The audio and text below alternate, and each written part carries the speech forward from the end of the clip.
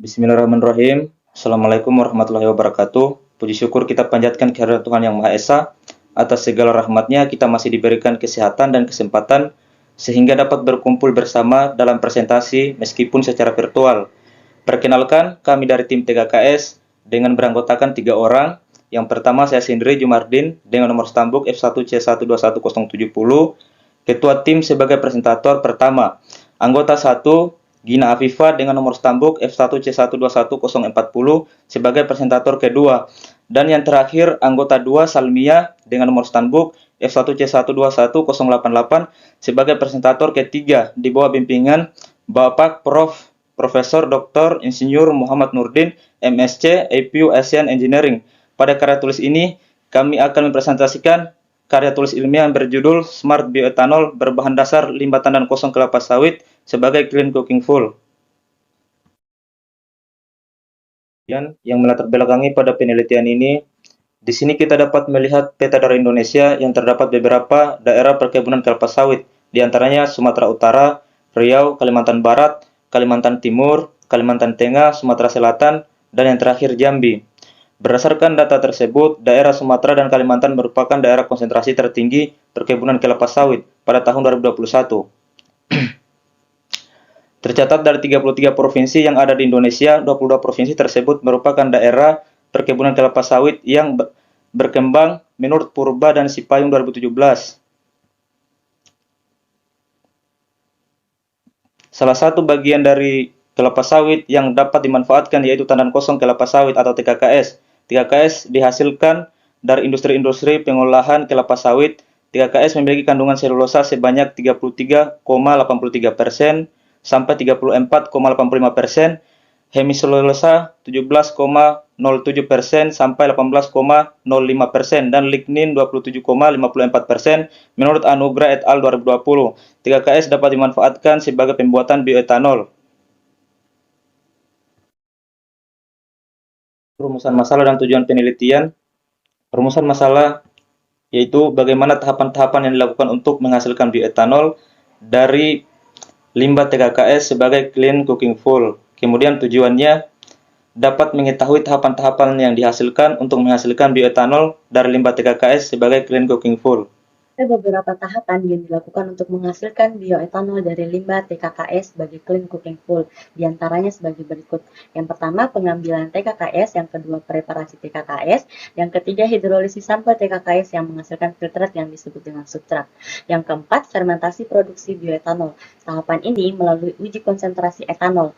Yang terakhir, tahapan yang menghasilkan bioetanol cooking fuel yang melalui prosedur formulasi dan uji karakteristik bioetanol. Yaitu tahapan penelitian didahului dengan pengambilan sampel TKKS di perkebunan kelapa sawit, lalu tahapan preparasi sampel diawali dengan TKKS dikeringkan, kemudian dicacah menjadi ukuran yang lebih kecil sehingga mengubah TKKS menjadi serat.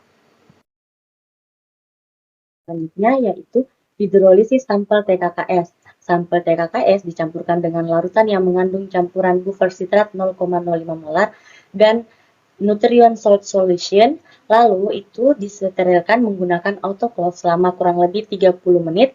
Selanjutnya sampel didinginkan terlebih dahulu pada suhu kamar dan kemudian diinokulasi dengan 10% isolat Aspergillus niger dalam laminar airflow dalam kondisi steril.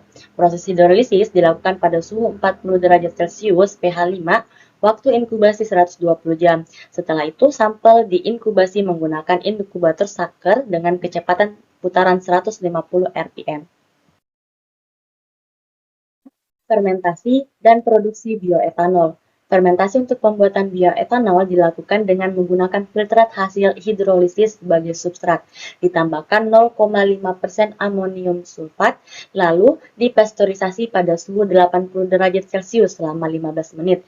Selanjutnya substrat diambil 90 ml, lalu difermentasi dengan memasukkan Saccharomyces cerevisiae pada suhu kamar 30 derajat di atas rotary shaker pada kecepatan 150 rpm selama 7 hari. Etanol kemudian distilasi menggunakan metode kolom reflux pada destilasi. Setelah itu, dihitung konsentrasi bioetanol diukur dengan menambahkan alkohol meter, yaitu formulasi dan uji karakteristik. CMC atau karboksimetilselulosa dibuat dengan variasi konsentrasi 2,5%, 3,5%, dan 4,5% dicampurkan dengan air suling dan diaduk terus-menerus hingga mencapai titik didih lalu dinginkan hingga suhu 60 derajat Celcius. Setelah itu, CMC direaksikan dengan bioetanol hasil produksi. Kemudian, diaduk selama 4-6 jam dengan magnetic stirrer. Selanjutnya, didiamkan selama 24 jam, lalu diuji karakteristiknya menggunakan viskometer spin. Hasil dan pembahasan pretreatment hidrotermal bertujuan dilakukan untuk menentukan kandungan lignoselulosa bahan baku TKKS agar didapatkan informasi awal kadar selulosa, hemiselulosa, dan lignin yang akan digunakan sebagai parameter keberhasilan pada pretreatment. Berdasarkan pada tabel di bawah ini, selulosa sebelum pretreatment cukup tinggi dibandingkan dengan hemiselulosa dan lignin, maka dilakukan pretreatment untuk menghilangkan hemiselulosa dan lignin, karena hemiselulosa dapat mengganggu proses fermentasi glukosa, sedangkan lignin akan mengganggu proses hidrolisis karena lignin memiliki struktur kimia yang kompleks. Indikator keberhasilan proses pretreatment ditandai dengan berkurangnya massa bahan baku TKKS, seperti yang terlihat pada tabel tersebut bahwa proses hidrotermal efektif menurunkan kadar hemiselulosa dari 21,54% menjadi 1,11%, tetapi pretreatment ini tidak efektif dalam menurunkan kadar lignin. Kadar lignin meningkat dari 36,75% menjadi 47,21%. Peningkatan ini terjadi karena adanya kerusakan pada struktur hemiselulosa pada pemanasan 220 derajat Celcius. Selain lignin, penurunan kadar hemiselulosa menyebabkan kadar selulosa TKKS meningkat dari 41,61% menjadi 47,05%. Pada proses ini menunjukkan bahwa pretreatment hidrotermal dapat dengan penambahan air efektif untuk menghilangkan hemiselulosa, akan tetapi tidak untuk menghilangkan lignin. Pretreatment selanjutnya yaitu pretreatment alkalin, yang dimana pada pretreatment alkalin menggunakan larutan NaOH. Penggunaan NaOH pada pretreatment ini dikarenakan NaOH efektif dalam menurunkan kadar lignin, stabil, aman, dan tidak berbau. Berdasarkan pada grafik kedua, hasil optimasi menunjukkan bahwa waktu pretreatment 60 menit merupakan waktu optimum untuk menghasilkan kadar selulosa yang tinggi dalam larutan NaOH 2,0 molar. Selain itu, hasil ini menjelaskan bahwa kadar selulosa dan lignin yang tertinggi terjadi pada suhu rendah kurang dari 100 derajat Celcius. Hasil optimasi konsentrasi NaOH 2,0 molar dan waktu pretreatment 60 menit kemudian digunakan untuk menjelaskan proses optimasi suhu pretreatment TKKS. Selulosa terbesar dan kadar lignin terendah dicapai pada suhu 25 derajat Celcius. Seperti yang terlihat pada grafik tersebut, kadar selulosa yang diperoleh sebesar 83,04% dan lignin sebesar 25,60%. Tingkat selulosa ini kemudian dinyatakan sebagai tingkat tertinggi dalam aplikasi sinergi metode pretreatment hidrotermal alkalin. Penutup, kesimpulan, dan saran.